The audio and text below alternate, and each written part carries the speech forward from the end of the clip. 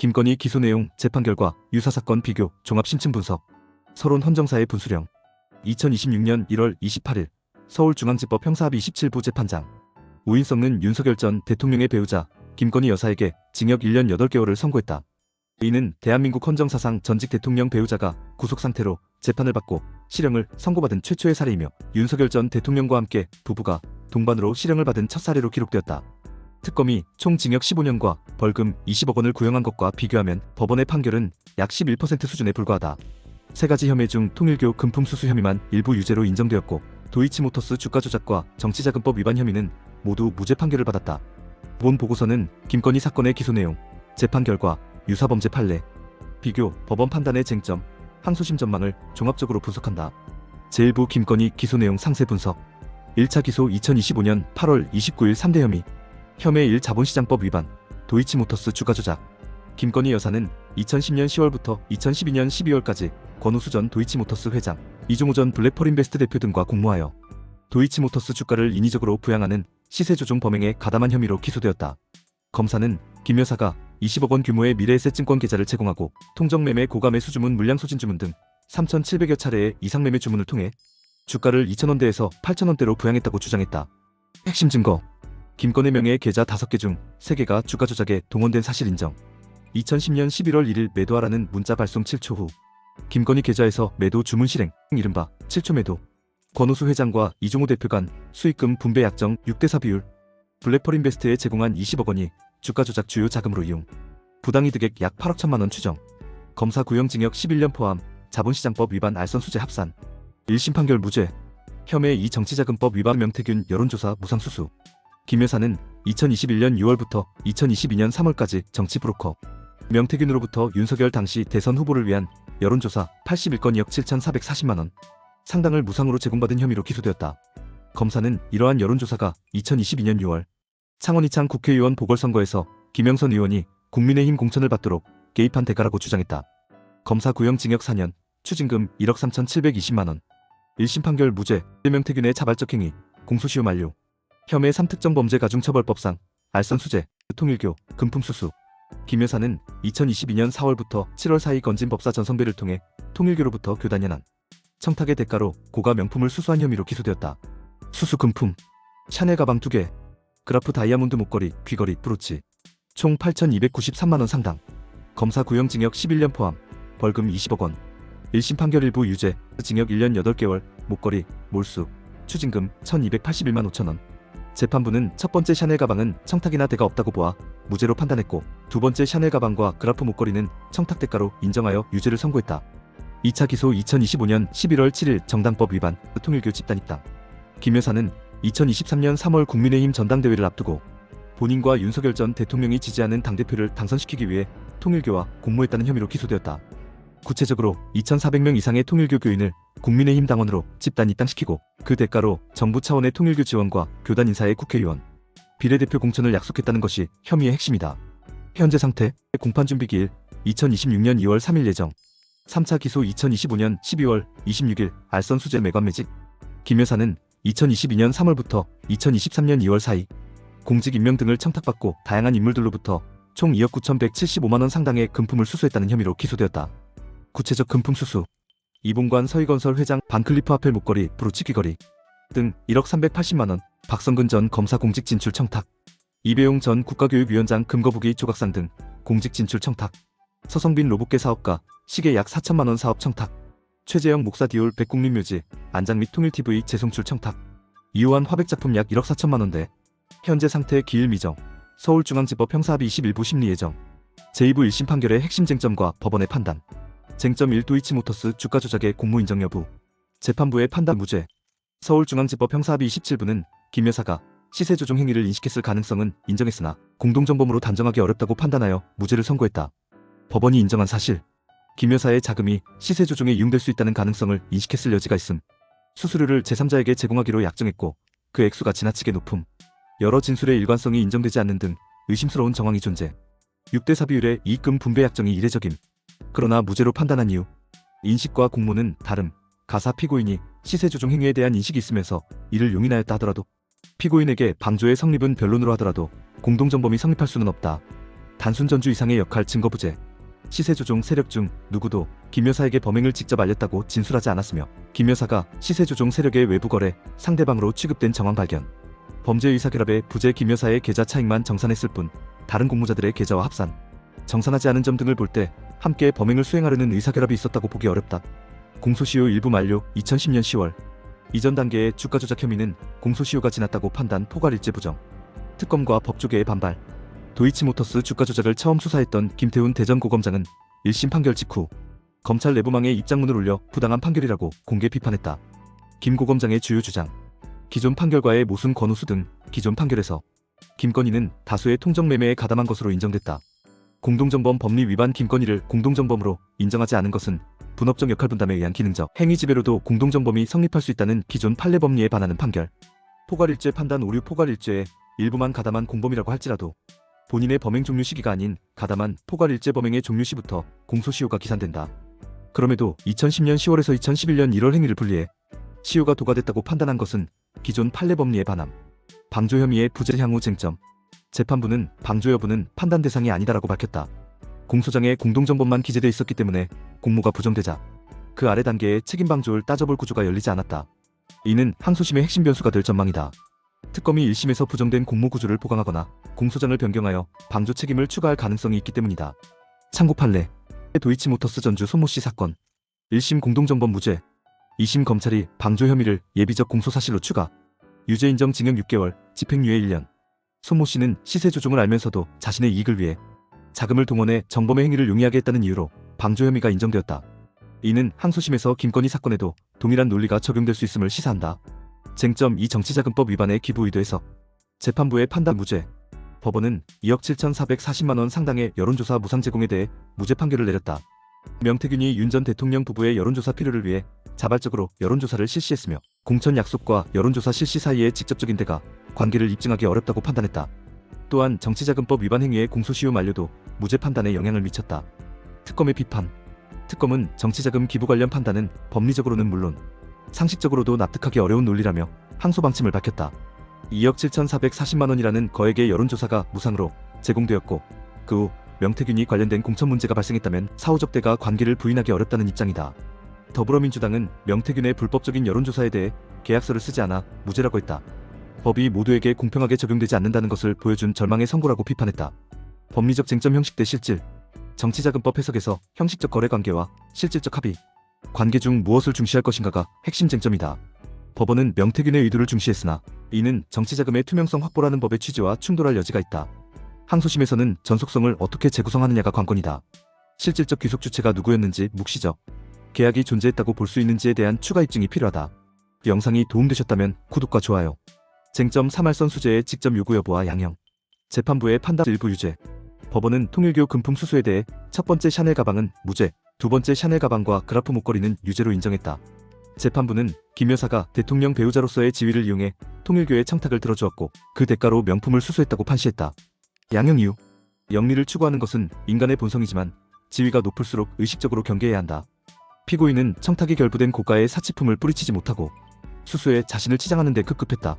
그러나 법원은 직접 금품을 요구하지 않았다는 점과 현재 반성하고 있다는 점을 정상 참작 사유로 인정하여 징역 1년 8개월을 선고했다. 법리적 문제. 직접 요구 불필요. 대법원 판례는 알선 수재죄가 성립하려면 알선을 의뢰한 사람과 알선의 상대방이 될 수 있는 공무원 사이를 중개한다는 명목으로 금품 기타 이익을 수수 요구 또는 약속하는 행위가 있어야 한다고 명시하고 있다.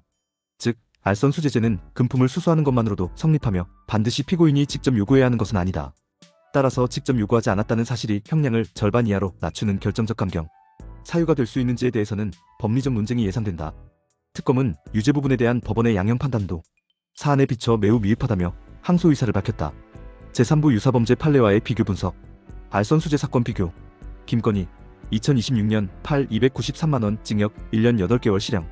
구속 1 281만원 1억당 2.4개월. 노건평 2008년 3억원 징역 2년 6개월 실형 3억원 1억당 10개월. 이정근 2023년 10억원 징역 4년 2개월 실형 8억 9,600만원 1억당 5개월. 박근혜 특활비 36억원 징역 20년 실형 1억당 6.6개월. 김건희 사건은 금액 대비 형량 비율이 1억원당 2.4개월로 노건평 10개월, 이정근 5개월, 박근혜 6.6개월에 비해 현저히 낮다. 이는 법원이 직접 요구하지 않았다는 점을 주요 감경 사유로 인정한 결과이나 과거 유사 사례들과 비교할 때 형평성 문제가 제기될 수 있다. 주가 조작 사건 비교. 김건희, 도이치 전주 의혹 8억 1천만 원 추정 무죄. 권오수, 도이치 주범, 회장 636억 원. 규모 징역 3년, 집유 4년, 벌금 5억 집행유예. 손모씨, 도이치 전주, 방조 징역 6개월, 집유 1년 집행유예. S모 사건 주범, 징역 20년 실형. 김건희는 도이치모터스 주가 조작 혐의에서 무죄를 받았으나 동일 사건의 전주 손모씨는 1심 무죄에서 2심 유죄 방조 혐의로 뒤집혔다. 이는 항소심에서 김건희 사건도 판단이 달라질 가능성을 시사한다. 정치자금법 위반 비교. 김건희, 2026년 2억 7,440만 원, 징역 4년 무죄 공소시효 만료. 자발적 행위. 백군기, 2019년 588만 원, 벌금 90만 원, 시장직 유지. 김건희는 2억 7,440만 원 규모임에도 무죄를 받았고 백군기는 588만 원으로 벌금 90만 원을 선고받았다. 금액 규모로만 보면 김건희가 약 467배 많지만 법원은 기부자의 의도를 중시하는 해석을 적용했다. 제4부 항소심 전망과 핵심 쟁점. 특검의 항소 이유. 특검은 1심 판결 직후 항소 방침을 밝히며 다음과 같이 밝혔다. 법원의 공동정범 관련 판단과 정치자금 기부 관련 판단, 청탁 관련 판단 등은 법리적으로는 물론 상식적으로도 납득하기 어려운 논리다. 유죄 부분에 대한 법원의 양형 판단도 사안에 비춰 매우 미흡해 이를 바로잡기 위해 항소할 예정이다. 변호인의 항소 이유. 김건희 측 변호인단 최지우 변호사도 법과 양심에 따라 판단한 재판부에 감사의 말씀을 드린다면서도 알선 수재와 관련해서 형이 다소 높게 나온 부분에 대해서는 항소 여부를 검토하겠다고 밝혔다. 즉, 특검과 변호인 양측 모두 항소하여 2심에서는 보다 치열한 법리 공방이 예상된다. 항소심 핵심 쟁점 5가지. 1.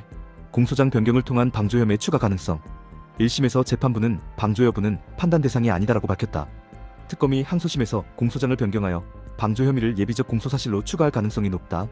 도이치모터스 전주 손모씨는 1심에서 공동정범 무죄를 받았지만 2심에서 검찰이 방조 혐의를 추가하면서 유죄로 뒤집혔다. 항소심 재판부가 김건희에게도 손모씨와 유사하게 방조 혐의를 인정할 경우 주가 조작 혐의가 유죄로 전환될 가능성이 있다. 2. 포괄일죄 판단의 재검토. 1심은 2010년 10월 이전 단계의 주가 조작 혐의는 공소시효가 지났다고 판단했다. 그러나 검찰은 공소사실 전체가 권오수 전 회장을 정점으로 하는 범죄이므로 포괄일죄로 봐야 한다고 주장하고 있다. 법원이 포괄일죄를 인정하면 김 여사의 2010년 10월 이전 거래도 검찰이 수사하고 기소해야 할 범위에 포함되며 공소시효 기산점이 달라져 면소 판단에도 영향이 미칠 수 있다. 3. 부당이득액 8억 원 입증 부담. 1심 재판부는 재판 진행 내내 부당이득액이 8억 원 이상이라는 주장의 근거를 반복해서 물어봤다. 자본시장법상 부당이득액이 5억 원 이상이어야 3년 이상의 징역을 선고할 수 있기 때문이다. 4. 정치자금법의 전속성과 묵시적 계약 재구성. 여론조사 부분에서는 전속성 실질적 귀속 주체를 어떻게 재구성하느냐가 관건이다. 실질적 귀속 주체가 누구였는지 묵시적 계약이 존재했다고 볼 수 있는지에 대한 추가 입증이 필요하다. 명태균이 자발적으로 여론조사를 실시했다는 1심 판단을 뒤집으려면 윤석열 부부와 명태균 사이에 사전 또는 사후적 합의가 있었음을 입증해야 한다. 5. 알선 수재의 양형 직접 요구 감경의 타당성. 특검은 유죄 부분에 대한 법원의 양형 판단도 사안에 비춰 매우 미흡하다며 항소했다. 8,293만 원 규모의 금품 수수에 대해 징역 1년 8개월은 과거 유사 사례 노건평 3억 원 2년 6개월, 이정근 10억 원 4년 2개월과 비교할 때 낮은 수준이다. 법원이 직접 요구하지 않았다는 점을 주요 감경 사유로 인정했으나 알선 수재죄는 수수행위만으로도 성립하므로 이러한 감경이 타당한지가 항소심에서 재검토될 것이다. 제5부 법원 판단의 일관성과 한계. 증거재판주의의 엄격한 적용. 법원은 무죄 추정의 원칙, 증거재판주의, 합리적 의심의 여지 없는 증명 기준을 일관되게 적용했다. 재판장 우인성 부장판사는 판결문에서 라틴어 법원인 디우비아이오 프로 리오 의심스러울 때는 피고인의 이익으로를 강조한 것으로 알려졌다. 이는 형사재판의 근본 원칙에 충실한 판단으로 법리적으로 방어 가능하다. 그러나 동시에 권력자의 배우자라는 사회적 지위와 금품 규모를 고려할 때 과거 유사 사례들과의 형평성 문제가 제기될 수 있다. 인식과 공모의 구분의 법리적 경계. 재판부는 김 여사가 시세 조종을 인식했을 가능성은 인정했으나 공모를 단정하기 어렵다고 판단했다. 이는 형법상 공동정범의 성립 요건을 엄격하게 해석한 결과다. 그러나 김태훈 고검장이 지적했듯이 분업적 역할 분담에 의한 기능적 행위 지배로도 공동정범이 성립할 수 있다는 기존 판례 법리와 충돌할 여지가 있다. 20억 원 규모의 계좌 제공, 3,700여 차례의 이상매매 주문, 6대4, 수익금 분배 약정 등이 있었음에도 공모를 부정할 수 있는지는 항소심의 핵심 쟁점이 될 것이다. 기존 판결과의 정합성 문제. 도이치모터스 사건의 기존 판결과 노수전 회장 등에서는 김건희는 다수의 통정매매에 가담한 것으로 인정됐다. 또한 김건희가 블랙펄에 제공한 20억 원이 주가 조작 주요 자금으로 이용됐음이 기존 판결에서 인정됐다. 그럼에도 불구하고 김건희 본인에 대해서는 무죄를 선고한 것은 동일 사건에 대한 판결 간 정합성 문제를 야기한다. 공범들은 유죄이지만 자금을 제공한 전주는 무죄라는 결론은 일반 국민의 법, 감정과 충돌할 가능성이 있다. 금액 대비 형량의 형평성. 알선 수재 혐의에서 김건희는 8,293만 원으로 징역 1년 8개월 1억당 2.4개월을 받았으나 노건평은 3억 원으로 2년 6개월 1억당 10개월, 이정근은 10억 원으로 4년 2개월 1억당 5개월을 받았다. 직접 요구하지 않았다는 점이 형량을 약 4분의 1 수준으로 낮추는 결정적 감경. 사유가 될 수 있는지에 대해서는 법리적 논쟁이 필요하다. 알선 수재죄는 수수행위만으로도 성립하므로 요구 여부가 양형에 미치는 영향은 제한적이어야 한다는 것이 대법원 판례의 입장이다. 결론. 헌정사적 의의와 향후과제. 헌정사적 의의. 김건희 사건은 한국 헌정사에 여러 의미 있는 기록을 남겼다. 배우자가 구속상태로 재판받은 것은 처음이다. 대통령 부부 동반 실형. 윤석열 전 대통령 비상계엄 징역 5년과 김건희 통일교 금품수수 징역 1년 8개월가 모두 실형을 선고받아 헌정사상 최초로 부부가 동반 수감될 가능성이 있다. 특검 수사와 사법부 판단의 괴리 특검이 징역 15년을 구형했으나 법원은 1년 8개월을 선고 약 11% 하여 검찰 수사와 법원 판단 사이에 현저한 격차를 보여주었다. 법원 판단의 평가. 법원은 증거의 엄격한 평가와 피고인 유리 원칙을 충실히 적용했다는 점에서 법리적으로 방어 가능한 판결을 내렸다. 그러나 동시에 도이치모터스 주가 조작에서 인식은 인정하되 공모는 부정한 논리의 타당성, 2억 7,440만 원 여론조사를 명태균의 자발적 행위로 판단한 현실성, 8,293만 원 금품 수수에 대해 직접 요구 없음을 주요 감경, 사유로 인정한 형평성 등에 대해서는 법조계와 정치권에서 뜨거운 논쟁이 계속될 전망이다. 항소심의 향방. 특검과 변호인 양측 모두 항소하여 2심에서는 다음 쟁점들이 집중적으로 다뤄질 것이다. 방조혐의 추가를 통한 주가조작 유죄 가능성, 포괄일죄 인정을 통한 공소시효 재판단, 부당이득액 8억 원 입증, 정치자금법의 전속성과 묵시적 계약제 구성, 알선 수재 양형의 적정성. 특히 도이치모터스 전주 손모 씨가 1심 무죄에서 2심 유죄 방조로 뒤집힌 선례를 고려할 때 김건희 사건도 항소심에서 판단이 달라질 가능성을 배제할 수 없다. 남은 재판과 수사.